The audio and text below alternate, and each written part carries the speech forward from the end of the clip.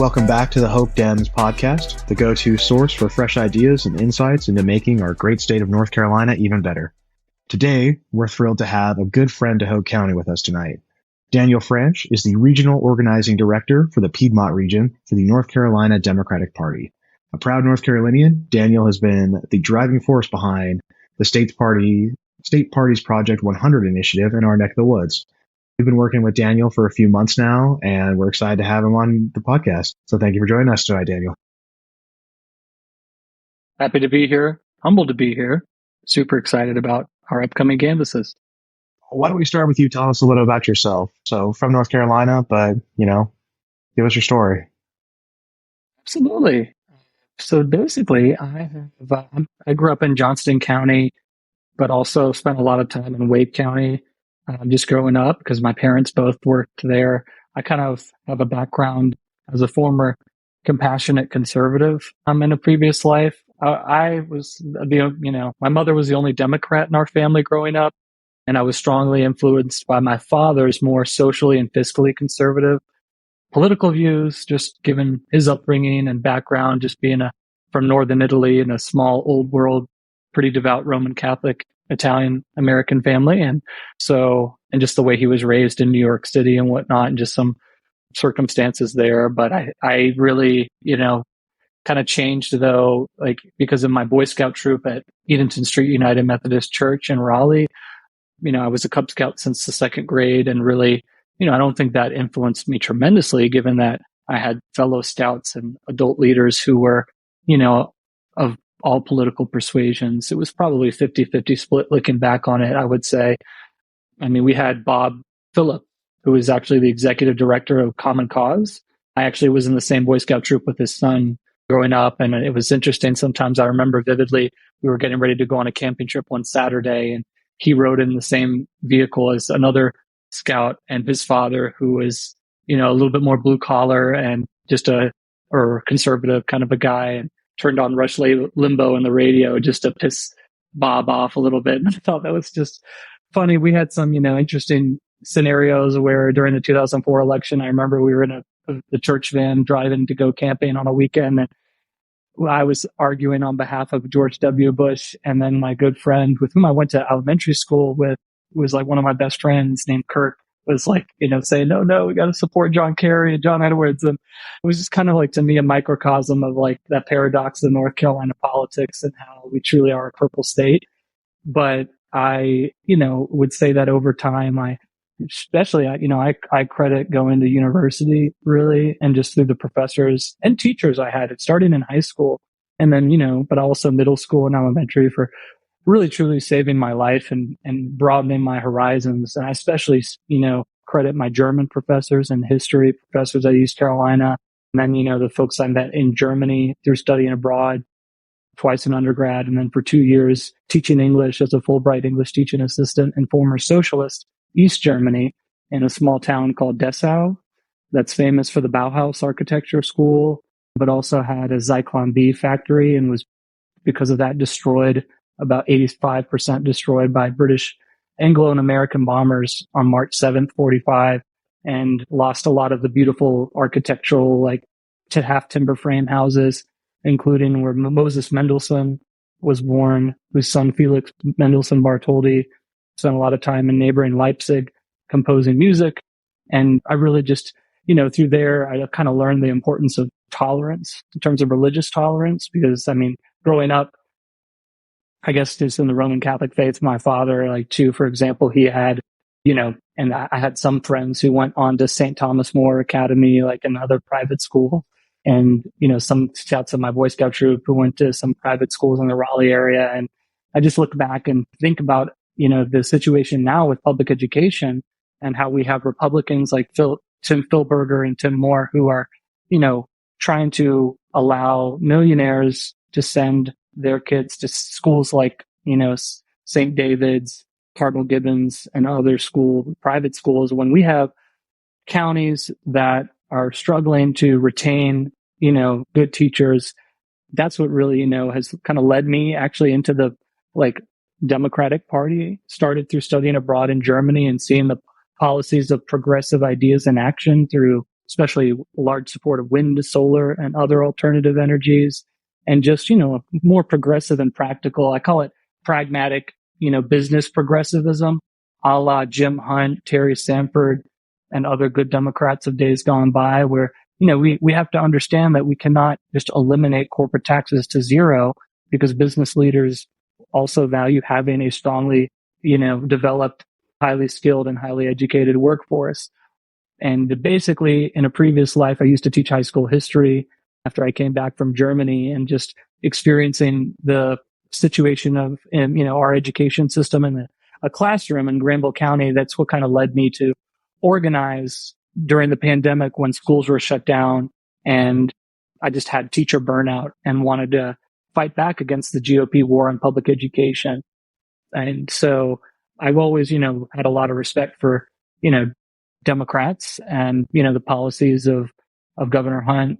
Enjoyed meeting Bev Perdue in the previous life back after she was elected governor. But I'm just, happy to be here organizing in Johnston County. Clayton area is where I live, just in the downtown. And I'm really excited by the prospects of, growth in our exurban counties, but also our more rural counties. Yeah, absolutely. A man after my own heart. He was also infected with the woke mind virus at college and, learned there are other people with other ideas. And yeah, it's an eye-opening experience. I do have to make a, little bit of inside baseball. I do not normally do the introductions, and that's the reason why is I left William unintroduced. William Munn, our chairman, our fearless leader. I left him unintroduced. William, I am sorry. This is why you don't let me run things. Just absolute shambles to start. How are you doing tonight, William? No worries at all, man. No, I thought everything has gotten off to a wonderful start. I'm unimportant. I'm just happy to be here, Jan. Daniel, that was incredible. It's so fascinating to hear your journey, how you arrived here. And it sounds like, I often argue that I wish we had those Republicans of a Republican Party was, at least a shadow of itself of what it was back in 2004. I don't think they would be doing the things that they're doing now. And it's fascinating that public education was the thing that really flipped your switch. And I think, certainly a loss to North Carolina, public school systems. But, the Democratic Party has certainly been, has benefited from you being a part of it.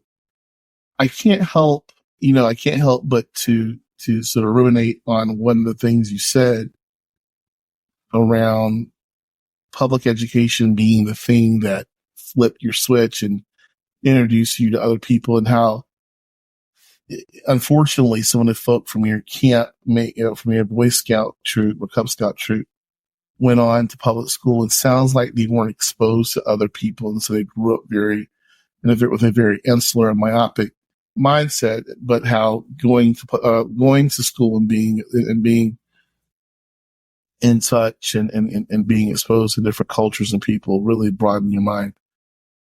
And this is a question for all of us to sort of jump into. I remember back, this had to be about 10, 15 years ago, Wake County was having a conversation about whether or not the bus kids across, their school district lines, so that they could be more integrated even more integrated than they were. And Wake County parents sort of shot that down. And so I think one of the things I learned in political science class was that, we no longer have de jure segregation, but we do in fact have de facto segregation, where folk are, making the choice to not be a part of the greater society. And public schools are that thing. Our neighborhoods are not so segregated that you would never be in contact with someone from a different faith or background than yours. It does feel like what Phil Brigger and Tim Moore are doing, thoughts and ideologies separate. It's hard to do that. And so I think they're using private school vouchers and while at the same time demonizing public schools to achieve and to really incentivize the sort of de facto segregation that we're seeing. What are y'all's thoughts on that? I could take an early stab. So my wife was listening to me rant about a couple days ago about, we focus so much on the death of like the American city in the 1960s and 70s during deindustrialization, which left the Rust Belt, when jobs went overseas, when tax receipts, after the 1968 Fair Housing Act, which effectively desegregated, at least legally, housing, which led to white flight to the suburbs, the whole death of the city. But we don't talk enough about how that also led to the death of the rural community, right? So at the same time that these manufacturing jobs are moving overseas, you're having suburbs get set up, and that's pulling, the people who would stay in rural communities, who would run the general store, running the local businesses, et cetera, et cetera. Those people are no longer living there. So at the same time the cities are dying, the rural communities are dying. And, rolled into that, the Fair Housing Act is the first Civil Rights Act to fail in 1966. So it's the beginning of the Civil Rights Movement. And it fails because it was the first one to apply to the entire country. And that is the last one really passed until 91. And the 91 Civil Rights Act is a bit of a nothing burger. So, legal segregation is over, exactly like you said, but like the informal type is still there, so as everyone knows, I'm a carpetbagger. I'm from Montana. We do not have fraternities and sororities at universities there. That is just absolutely not a thing. But what are the fraternities and sororities besides a way to keep segregation going? Like, not anymore. That's not a universal statement. But like, my understanding of it, at least, that, if William tried to join a specific fraternity when you were in undergrad, you probably would not have been made to feel welcome. Is that a outrageous statement? So yeah, no, we absolutely, it's crazy. I'm a member of a fraternity, Alpha Phi Alpha Fraternity Incorporated, which was designed because in 1906 at Cornell University, because African Americans were not made to feel welcome at Cornell, and two, certainly couldn't join any of the long-standing fraternities and sororities there. So yeah, no, 100%. If I went to Carolina, there was UNC, there would certainly be fraternities there that I would not be made welcome to feel a part of. And, I think the private schools end up being, not universally, I'm not painting with too broad of a brush, but, you look at the development of the private school system in this country, and it really crops up after 1964, oddly enough. And, everyone knows me, I'm too outspoken, but I think sometimes just call a spade a spade. No, you're not. No, you're not. I appreciate you. Yeah, totally agree. Race is Go ahead. I'm sorry to interrupt. I was just going to say I totally agree. When situation in Wake, and the parents, fought back tremendously on that and elected some new school board members who were like conservative and very much in opposition. I think several of them ended up getting booted out a few years like after 2011, but still though, that definitely was, made national headlines, internationally even, I think. And I just look back, absolutely, private school education and even, for-profit charter schools. And it's interesting. I actually never attended a traditional public school before, but because I went to some public charter schools and then a Roman Catholic Sacred Heart Cathedral School in Raleigh from kindergarten through fifth grade. And like, while I appreciate, the values-based education and the fact that I got to meet some, families here in the Triangle from like who had Lebanese or African ancestry and, Filipino and whatnot because of the Roman Catholic faith and whatnot, I just don't agree with, the idea of, destroying our public schools in favor of privatizing, and private schools and for-profit charter schools, because, we've had a strong history of public education in North Carolina. And I believe vehemently in that exposure to people of different faiths and different ethnicities, different socioeconomic status that, really the public school, and public universities provide. And I think that for sure. That, that's what concerns me tremendously about what's been happening in North Carolina over the past decade with GOP control in Raleigh. 100%. And then, on the Hope Downs podcast, we call a spade a spade. I think I'm gonna steal that saying, Tyson, because we're gonna look back. I think Phil Berger and Tim Moore want to be remembered as the architects of some sort of conservative movement. And what really, I don't not someone for wanting to have an impact. I think the impact they're trying to have is incredibly dangerous. And what saddens me about the Republican Party, particularly with that mindset, is that they bank on the worst in people.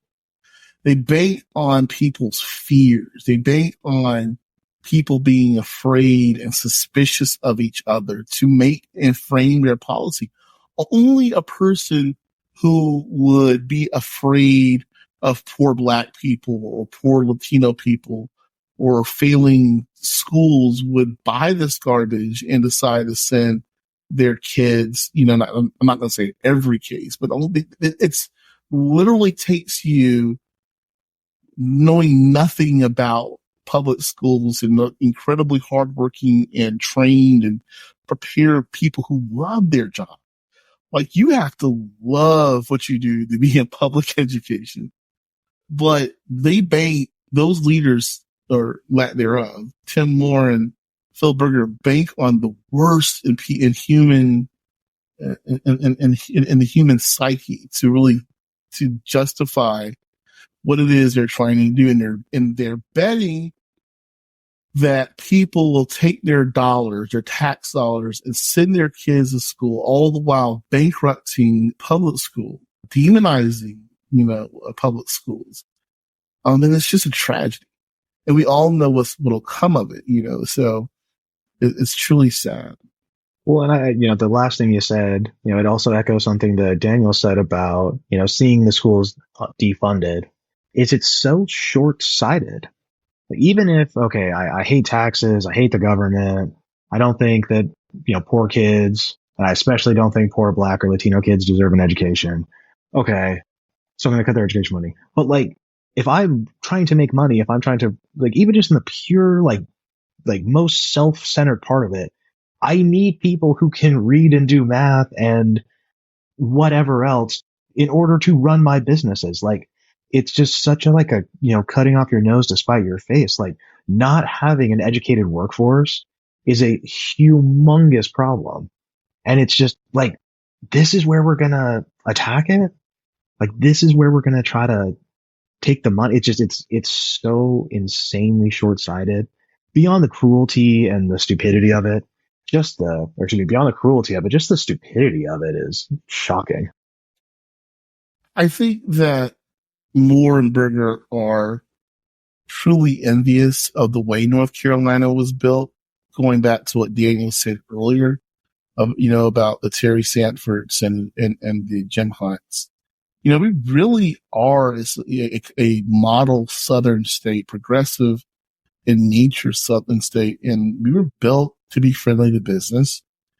I wish we had much more of a progressive history, but look, we laid some really strong bones of independent, strong, reputable university system. And I think they're envious of it. And I think they want to remake North Carolina in their own image. And I think we as Democrats and we as, hardworking folk have to call it out for what it is. Because they're remaking it into something that is going to end up having us looking more like Alabama than a place like, New Jersey, New York, or what would be a good transitional side? Virginia is. I always say Virginia. Virginia, yeah. So look a lot more like Mississippi than Virginia. Maybe not New York, New Jersey. Yeah, we're all issues. Don't think they line up very well with us. But yeah, I mean, that's. Yeah, I'll leave it there. Well, so after that cheery subject, here on Hoke Downs, we are all about discussing pivotal issues and evasive solutions. So Daniel, tell the listeners about Project 100 and the state party's plan to keep our state on the road to progress and make us more like a Virginia and less like a Mississippi. The idea of Project 100 came about from really our, Project 100, I should say, is our NCDP year-round organizing program modeled off of Michigan Dems Project 83, and which has existed for, I think, 3-4 years now.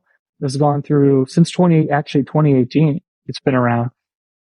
And they've had several cycles now where, they've had field staff that have been focused on training and organizing, really, especially supporting their down ballot candidates for local races, and also state House and state Senate races.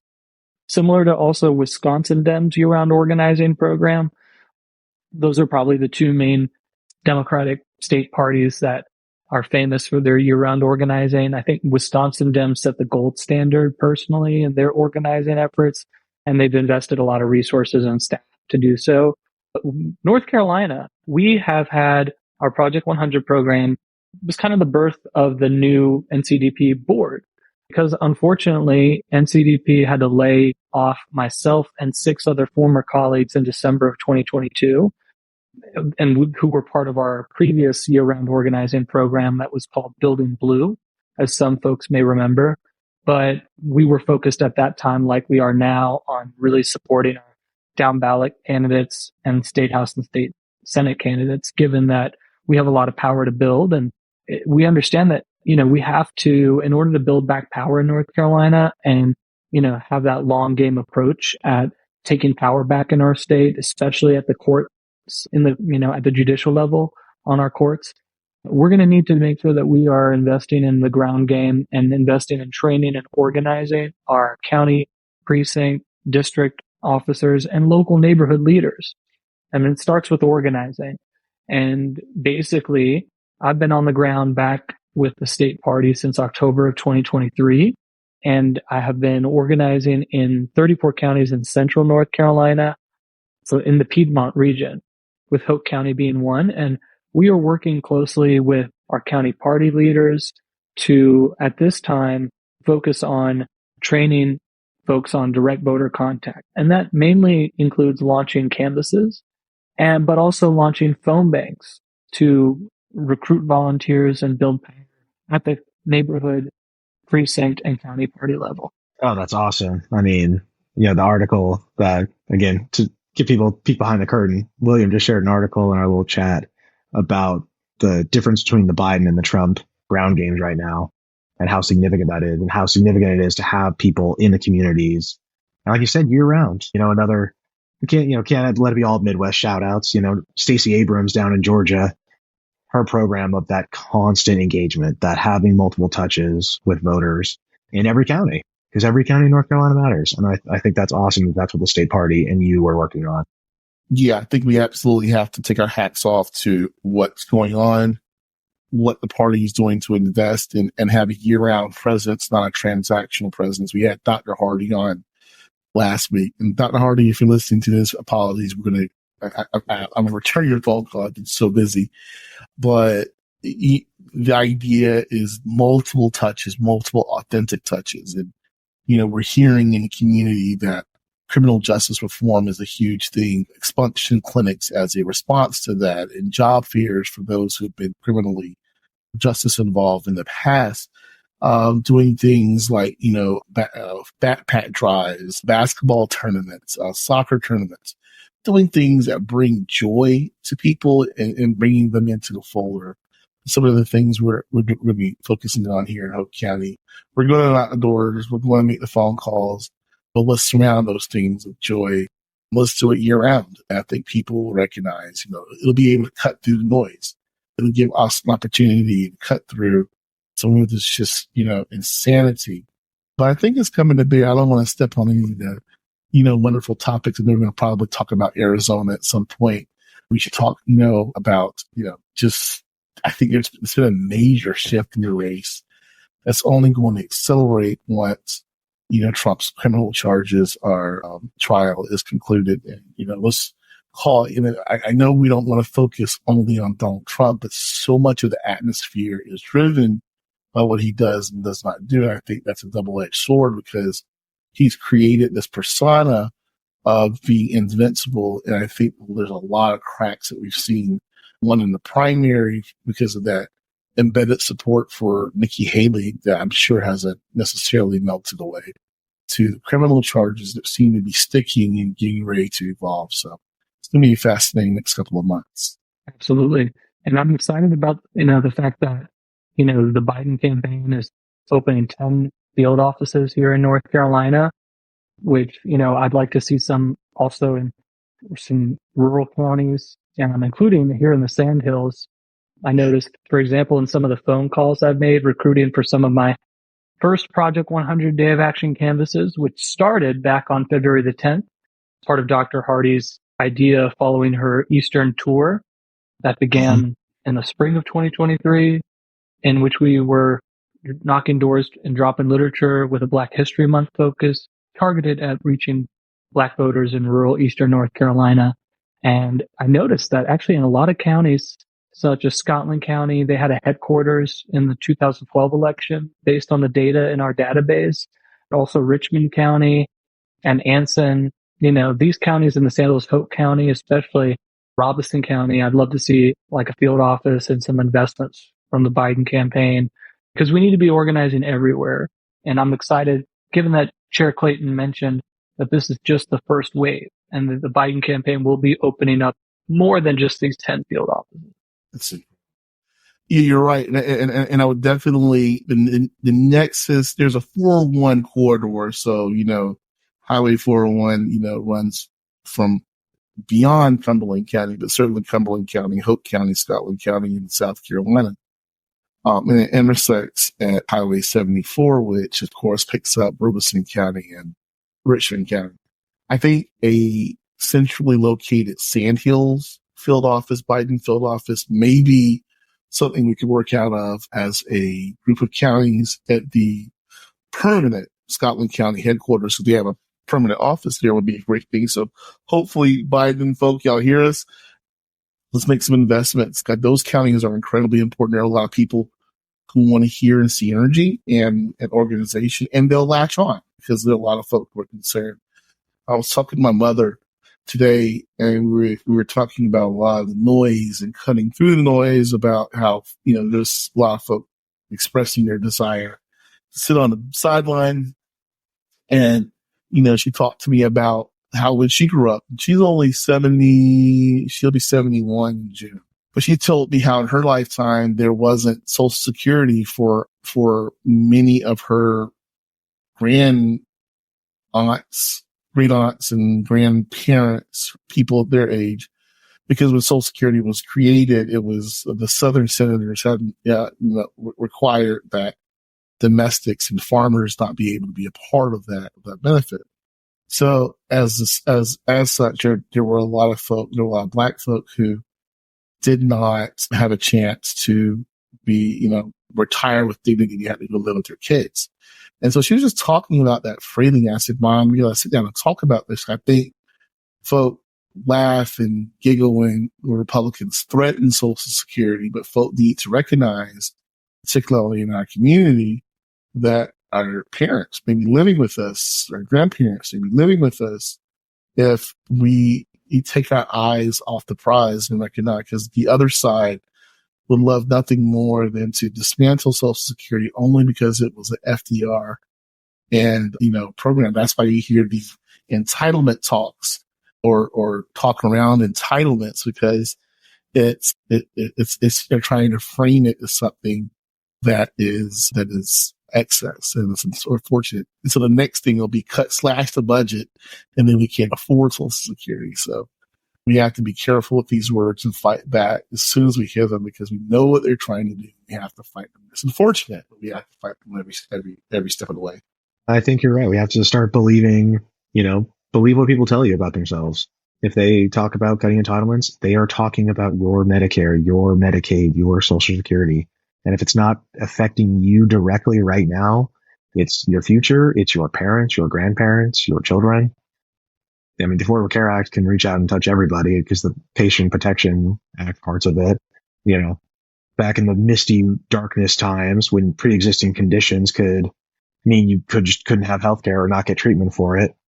No, I mean, it sort of dovetails nicely into the next topic about, you know, they said they wanted to overturn Roe versus Wade since 1973, and they did it. And what has followed besides draconian abortion bans, criminalizing women's health care? Because a lot of it is that, it's doctors are afraid to perform even non-abortion procedures that are sort of related to it, because some of them are functionally the same thing. If you have a miscarriage and have to have the, baby removed, fetus removed, that is functionally the same procedure as a DNC abortion. And doctors are afraid to do that. Well, that's a huge problem. Women are going to die and are dying because of that. We focused a lot on the negativity. I'd be curious to hear your take on what's the positive message. So we win the governor's race, we win the majority back in the legislature, in the Congress, and in the presidency. What are Democrats going to deliver? What do you guys think should be the priorities? What, from that sort of national to the state to the local, what would we do with power? What would we give people? What would we do for progress? I'll say this one thing and I'll hop off because I want Daniel to speak to this. First thing we have to do is implement independent redistricting commissions across the country. We cannot allow one side or the other to draw district lines. We'll forever have misrepresentation or obtuse representation in one direction or the other. And we don't want that. I don't want it for Democrats. I don't want it for Republicans. Because what is created for the Republicans is an echo chamber and a situation where they're eating their own, and the very worst ideas and worst candidates are rising to the top, i.e. Michelle Morrow and the rest. Like, they're running there.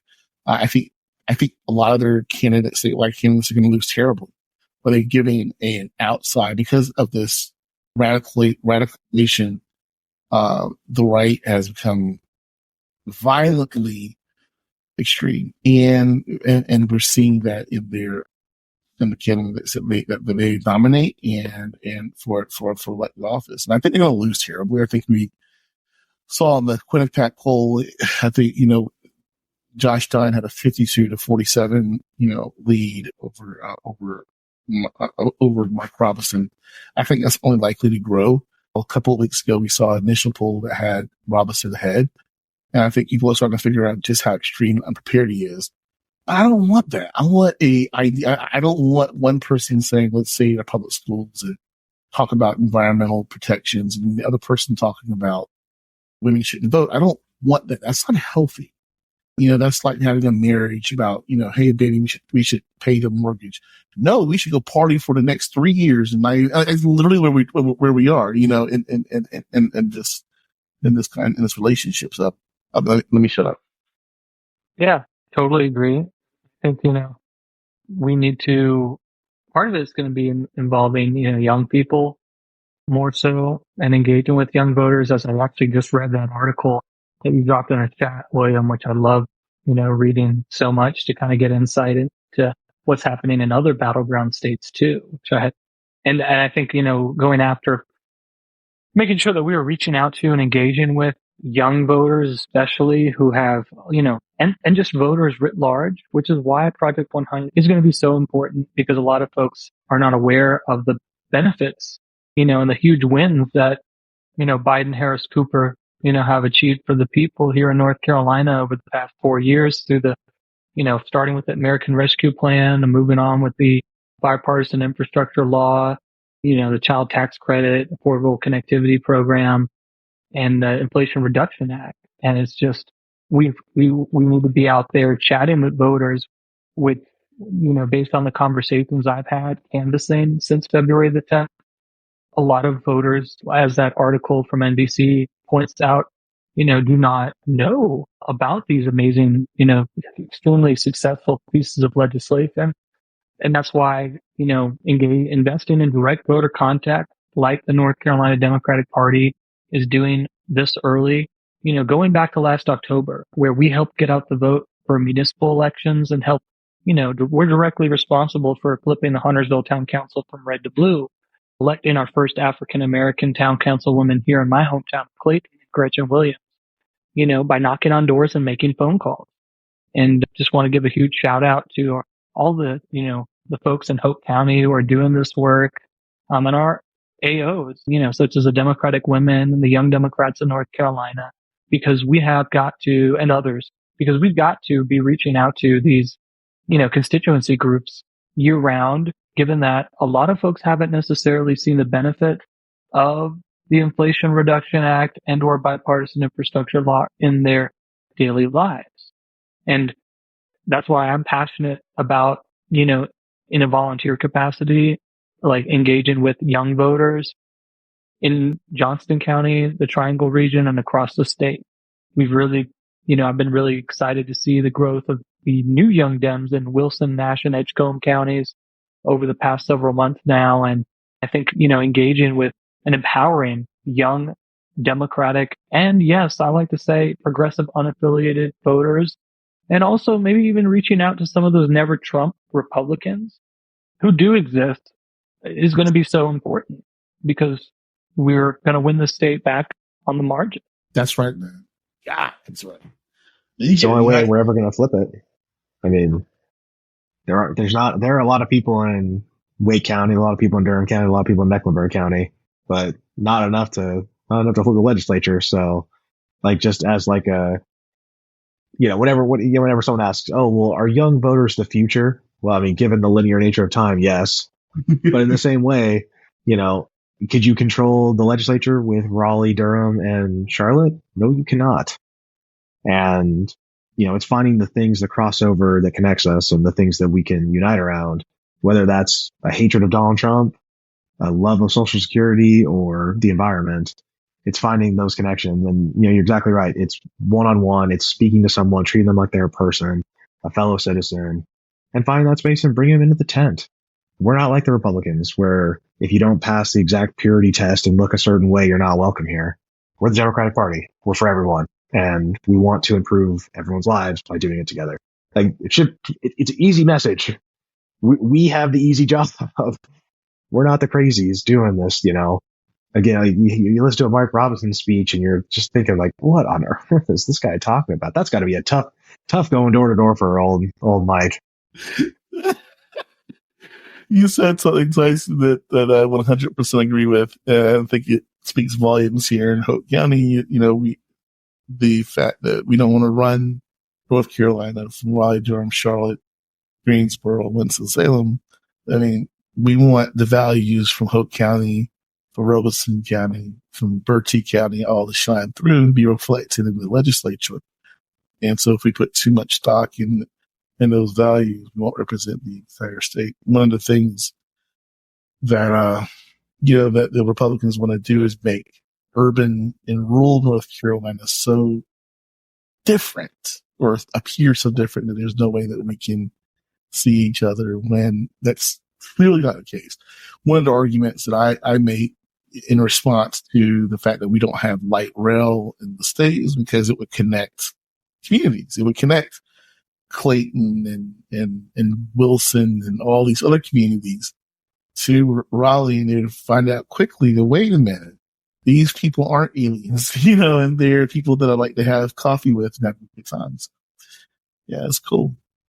I spend too much time driving on 401 thinking, God, if there was a light rail that was in the middle of 401 between the four lanes, oh my goodness. Could you imagine being in Fayetteville in 10 minutes? I mean, other places have done it. There's no reason we have made a decision not to pride ourselves of that. There you go. Say that one more time. We made a decision to not. Yeah, say that one more time. That's powerful. We made a decision to deprive ourselves of that. That's it. We deprive our communities of that. Oh, get me fired up, William. That's it. No, that's right, man. I think now would be a good time to, shift to everyone's favorite part of the podcast, which is just general wittering from three armchairs about the state of things, the what's in the news, and the politics. So, William, if you have one ready. Yeah. I thought, once the Arizona Supreme Court, I think they handed the General Democratic Movement, the People's Movement, a huge win. I think right after the next day, it forced Donald Trump to sort of give this, and what I think is hindsight, just a really bad he sort of endorsed states' rights and existing draconian abortion policy while trying to make himself seem as though he wouldn't, sign the federal abortion ban, which is nuts that it's even a policy option for the Republicans in the first place, given the butt kicking they got in 2022. I mean, let's call it what 2022 actually was. They were supposed to mop the floor with us, given every economic indicator, every poll indicator. They were supposed to kill us, and they didn't. In a large part because of their stances on on abortion, and they continue to refuse to moderate. So yeah, I just want to get y'all's, first of all, I want to get what was your first impression when you saw that tweet or newsflash? And now that we've had some time to sort of think about it, what impact do you think it's going to have on the race? I'll take the first. So my first thought was, if you don't think elections matter, if you don't think your vote matters, the Attorney General of Arizona won by 400 something votes, and she is not going to enforce that law. Women will have access to care in Arizona because 450-ish people, if memory serves. We'll get our fact checkers on that right now. And that's what it came down to. So elections matter. I think Ruben Gallego, after he, confirmed that women were going to have access to healthcare, I like to imagine he probably did a little happy dance because, that went from probably a lean D to, that's a likely Democratic seat. I mean, we're good. All right, time to move on. But it's proof of the salient. I think it's proof of the salient to the issue. I'm Sherrod Brown in Ohio. I'm glad that abortion referendum was on the ballot last year because that infrastructure is still in place. Nevada, Florida, and Wisconsin. Don't hold me to that. Are doing similar, having abortion. Oh, Montana. So John Tester, my man. Every 6 years, he gives you 7 reasons to vote for John Tester, and at the 7th reason, he holds up that mangled claw of a hand and shows you the 7th reason. Love John Tester, but Montana's going to have an abortion amendment on the ballot, and that's going to help John Tester win. Not that he needs it because John Tester's a rock star, but if I'm Indian, if I'm Jackie Rosen in Nevada, if I'm Ruben Gallego in Arizona, once I kind of move past the horror and the reality of it, I'm kind of going, God, are they really this dumb? Are they just going to hand me these elections over and over and over? It is such an unpopular position. It's so extreme. Fine, yeah, keep running on it, please. Mike Pence had a big tweet about how Trump wasn't going far enough, and I almost retweeted Mike Pence. I couldn't because I have dignity and respect for myself, but I thought about it. But that's enough from me. What do you think, Daniel? Oh, I totally agree with both of you gentlemen. I think, we saw, based on the polling in 2022, or how it turned out, that, abortion drove support-based Democratic supporters and progressive leading unaffiliated supporters to the polls in droves. The Roe v. Wade was overturned. I mean, we saw a massive uptick in mostly female volunteers who here in Johnston County started signing up on our mobilized volunteer forum. Every day, there were probably 4 or 5 plus people. It was insane. I remember I was on PTO, vacation on Cook Island when Roe v. Wade was overturned, and we had a phone bank, Roe v. Wade Day of Action, to kind of drum up some energy. And I remember we had some Democratic candidates, not just in North Carolina, who, thinking about my friend Mark Speed up in Franklin County, who, were a little bit hesitant to tap into the pro-choice mantra and theme in their campaign speeches because of concerns. But it came back to really bite them in the rear end because, that is what drove so many folks to volunteer for Sherry Beasley and Democrats up and down the ballot in North Carolina and other states. And, I think women are going to show their power in November. I just, continue to hope, based on the energy that we have seen just from knocking on doors and the conversations I've had, in anywhere from rural North Carolina, such as Staunton County or Richmond counties, and then Saturday in Hoke County. I'm sure that, we're going to have some similar feedback. but also, just in more urban counties like Southern Wake, even right after Michelle Morrow's, mega extremist comments, came to light about, executing former and current elected officials, folks were absolutely, just appalled by that.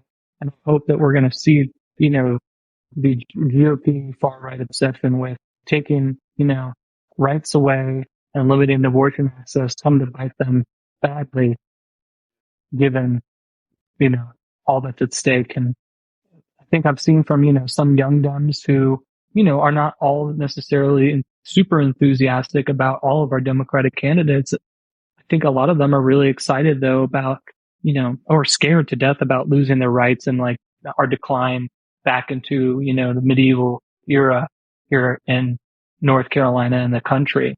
And so I'm really, energized based on that news that is, we see out of Arizona, but it's also scary every single day to see, that Republicans want to take us back so far and eliminate so much progress. Absolutely. Well, I have a light one. So after the IDF, Israeli Defense Force, accidentally struck a World Central Kitchen convoy, killing several people, including an American volunteer, the Biden administration, to be fair to them, kept in line with what they have been saying the entire time about aid. It just put a little bit more pressure on the Netanyahu sort of administration in Israel to open up more humanitarian aid, to open up more, or to refine their targeting procedure. I won't get too much more into it than that. But on the foreign policy front, do you think that Biden's slow move to apply more pressure is going to hurt him in November? Do you think that he'll get credit for doing it now? I mean, it's the hardest question in politics because A, does anyone really care about foreign policy when you're actually at the ballot box? And then B, are the people who were really up in arms about it, were they always sort of never Biden folk and they were just waiting for their first excuse to jump off? Yeah, I don't know. What do y'all think about that? I think it's the latter. I think they were never Biden people and they were looking for the first excuse. I've had conversations with some of these folks and it's not a situation where you have what was the moderate governor from Ohio? DeWine? John Not DeWine. Kasich. It's not like you have John Kasich on the other side. It's not that. Yeah. Robert Kennedy's never going to win. Oh, he's a lunatic.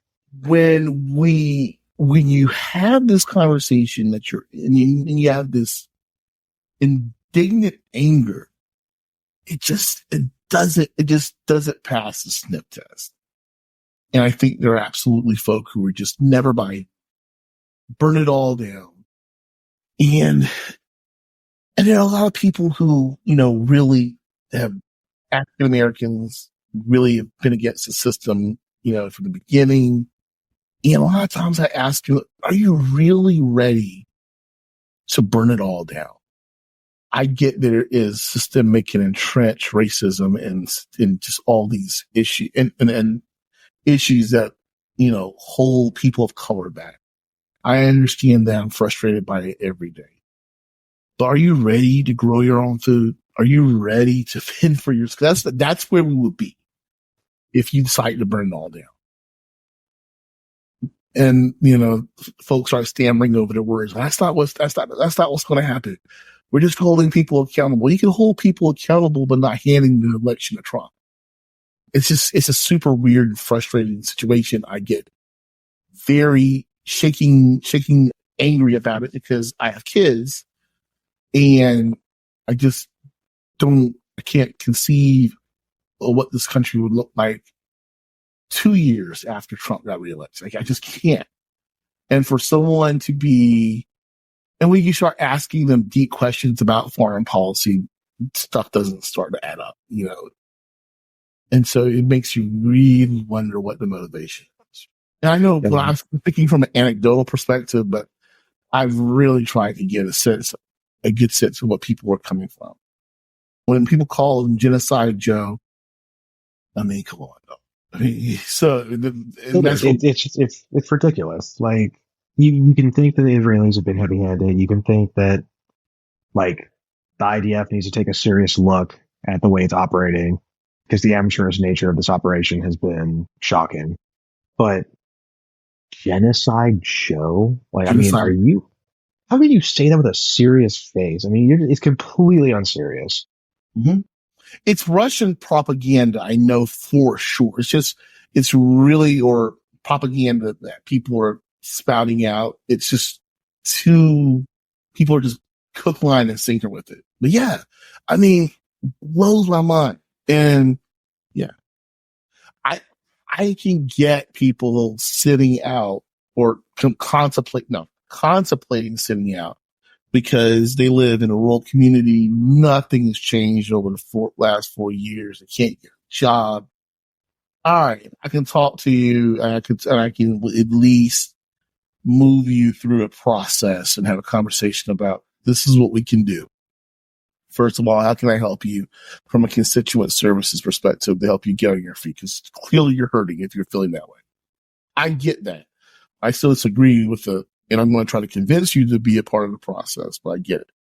But when you start talking about genocide, Joe, no.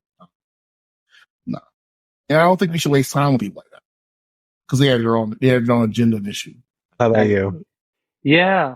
I mean, and this issue, like I know it's been poignant for me too to watch because I have a former colleague who is, Palestinian American, and she is, I can, I can't imagine, just the heartbreak and the concern, and just, the frustration with what has been happening to, her, people and her, and so I know she's taken this situation since October the 7th, very, harshly, and has said on, her social media some very, not unfriendly things about Democrats and President Biden. But, like, I think back to, just what, you both said already, that to me, it's personal and it gets me really upset because when I see folks who, use that phrasing, genocide Joe, or just, try to, even going after Secretary of State Antony Blinken because,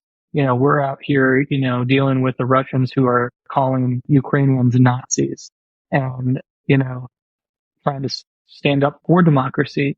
And, although I am not personally, I don't agree with, I don't feel comfortable with Benjamin Netanyahu, I just, one also has to understand that Israel is the only democracy in the Middle East and a region that, the United States, albeit and other, Western countries like Great Britain and France really did a lot of damage to in terms of, ever since World War One and just breaking up, dividing countries' borders based, in no regard to ethnic identity. So, I also, just given my passion for history and foreign policy, I know that, the United States has not really played the right hand of cards in the Middle East. But at the same time, to me, it all goes back to what we have as a stark contrast between going back and down the road of fascism. If we re-elect Donald Trump and far right Republicans like Mark Robinson, and saving our Constitution and saving our, democracy as we know it by re-electing President Biden, Vice President Harris, and electing more Democrats to the Council of State and the General Assembly, and critically those local county boards of commission and school boards, where truly a lot of local, issues and public policies are decided on everything from, infrastructure, public safety, trash collection, parks, and, list schools, and the list goes on. And so that's why I think I try to, whenever I hear, criticism about Biden's age and or just, foreign policy criticisms in light of the situation in Gaza, I try to remind folks about, what's at stake in the local situation on the ground here, and the fact that, all politics has to be decided by taking action and making sure that we're electing leaders here who will fight to improve our community here at home, but also abroad. 100%. Absolutely. Well, it's worth like just highlighting that contrast, A talking point that I've been using a lot recently is talking about, the perennial question, is your life better now than it was 4 years ago? Well, 4 years ago in April 2020, during Trump's mismanaged lockdown, that's been my thing. Trump's lockdowns, because he was president. His terrible mismanaged lockdowns. I was sitting in my house and 1,000 Americans were dying every day. Mhm. Is my life better than it was 4 years ago? Yeah, I'd say a bit. Like, it is, similarly just ludicrous to say, oh no, it was better 4 years ago. Better how? Like, we couldn't leave our houses. And oh, the lockdowns, the COVID restrictions. Yeah, because we had clowns leading us who couldn't organize and like maybe think through the policies, the procedures, and what we were doing. And yeah, like, I also get fired up when people, oh, Joe Biden's old. Okay. Look, if it's weekend at Bernie's and they pass another infrastructure deal, fine. Like, I think it's going to pontificate for just a second. I think it's a difference between conservatives and liberals, Republicans, Democrats. I don't care about Joe Biden. I think he's a nice guy. He seems like a good person. I'd love to meet him, shake his hand, whatever. He's been a great president. But I don't care about him. Like, if he decided tomorrow, oh, hey, I decided I'm too old, Kamala Harris is going to do it. Okay, like, no dramas. They're great. But whereas on the right, it's like, no, Donald Trump is the guy. What does he stand for? Don't care. Donald Trump. What can anyone name one RFK Jr. policy? So, vaccine question mark? I mean, it's the cult of personality. It's the person. Whereas like liberals, like, I don't care. Like, yeah, I really like Roy Cooper. I think Governor Cooper is fantastic. If it came out tomorrow that Governor Cooper did something bad, I'd be like, that was bad, Governor Cooper. I don't like you anymore. And I would move on with my life and still vote for Josh Stein in 7 months. Yeah, I don't know. I don't know. Maybe there's something there. Maybe I'm just wittering. We're near the end. I love it. I 100% love it. Donald Trump in 2022, in regards to some comments around Hunter Biden's laptop said he would, the Constitution's archaic. We should terminate it. So that's where we are. We're and so to me, we face a very clear choice, and I am off. I as a member of the African American community, a community that's been violently oppressed, and I share and understand the fear and terror of Palestinian Americans. So I don't want, in my earlier comments, I don't want to sound like I'm being insensitive to the plight of the Palestinians at all. I don't want to, but and at the same time, I don't think we should be blaming Joe Biden for 90 years of bad policy in the Middle East. I think we can do well. And the complexity, the nuance of the complexity. Mm-hmm. Yeah, that's why, and everyone knows that. Anyone over the age of 25 knows there's so many levels of complexity. So saying genocide Joe, you're not like you all said, you're not being serious. No, and it's the whole, and Daniel, you said one of the most important parts of it. You said October 7th, and one of the moments of like really highlight Joe Biden was after October 7th, when he advised, look at the mistakes we made after 9/11. As someone who spent a year in Iraq as part of one of those mistakes, or as a result of one of those mistakes, is probably a better way of saying that. I'll tell you, like, yeah, there were mistakes. You do dumb things in anger. You do dumb things in revenge. You do poor policy decisions because you're just so focused on the now. And that advice from from President Biden was transcendent. And it's too bad that Benjamin Netanyahu was so afraid of facing a court for his corruption charges that he's willing to commit these crimes and these horrible things against Palestinian people and using October 7th as a main cover for it. So now, exactly what you said, William, I don't want to diminish what the Palestinians are going through, but, it's big time for people who can hold two thoughts in the head at the same time. On these cheery notes, I think we are at an hour and we should wrap up. We really kept it light this week for everyone.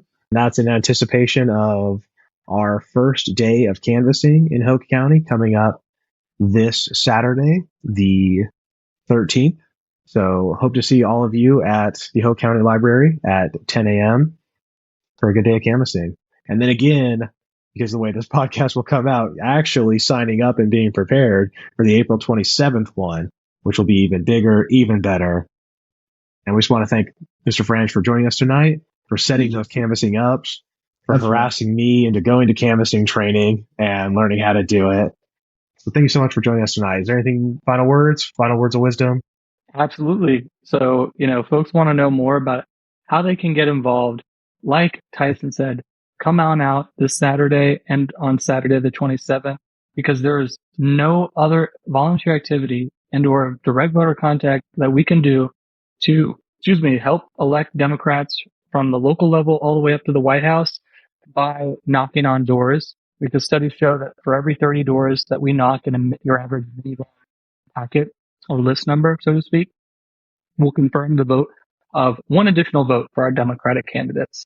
And for any listeners who, maybe are not in Hoke County and or want to maybe swing by some neighboring counties such as Scotland County at some point, well, you can learn more about all of our canvases happening across the state. If you go to our link tree, that's knock and see. As the ending of it, you could also reach out to me as, this regional organizing director for Central North Carolina. And I would really look forward to reaching out to your local county party. As politics is local, I got my start, I forgot to mention earlier, by calling up my county party office here in Clayton in December of 2019 and asking, how could I get involved? And the rest is history. So really making sure that we are, building, engaging at the local level. This is what I would encourage. And I just won't wait to knock on doors with you all on Saturday. Here. And thanks for that statistic. For every 30 doors, one vote. I mean, if we can do that, man, from now until November, we're going to that makes a huge difference. And in the county with our, voter universe being, under 30,000, that's big. Like, you can make a lot of difference between now and November. So I'm excited. I'm there was a lot of heavy stuff to, this conversation, but, bottom line is things are trending up for us, and we have the organization, we have the money.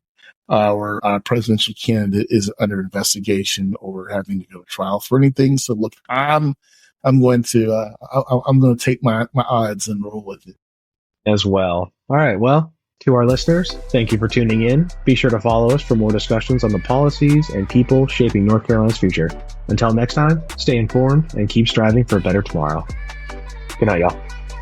Thanks, y'all.